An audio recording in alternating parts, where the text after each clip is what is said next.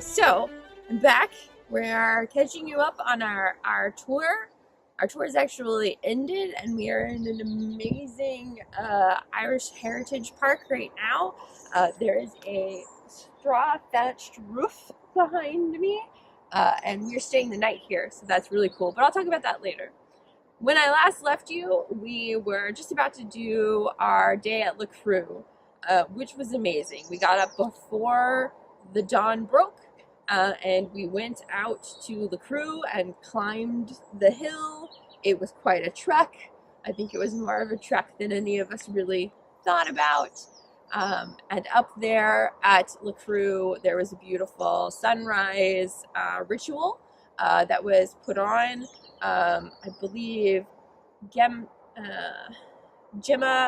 McGowan was one of the priestesses that was doing that work.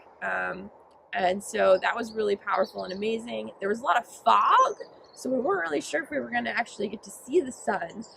But just as the sun was rising, there was a little strip in the distance over the horizon, and you could kind of see this line of fire when the sun rose. So that was super amazing. There was then a line to go into the actual cairn itself, which was really cool. And it was just interesting and neat to see all the different type of people that were up there, because there were locals, there were lots of, tourists like us that came from far away. So it was a good mixture. There was little local pagans and polytheists. So it's really been heartwarming to see how many of the traditions are just kept up by the people, whether or not they're invested in the polytheism or the paganism or not. People still gather at Loughcrew on the autumn equinox in order to see the sunrise. It's just powerful. The land still just calls for it. So that was really, really just amazing. If you guys can make it out here for that, I highly recommend it. Get to Ireland as fast as you can, see everything you can, kind of thing. After that, we headed out to Trim, which is this charming little town, just like all of the charming little towns that we've been in.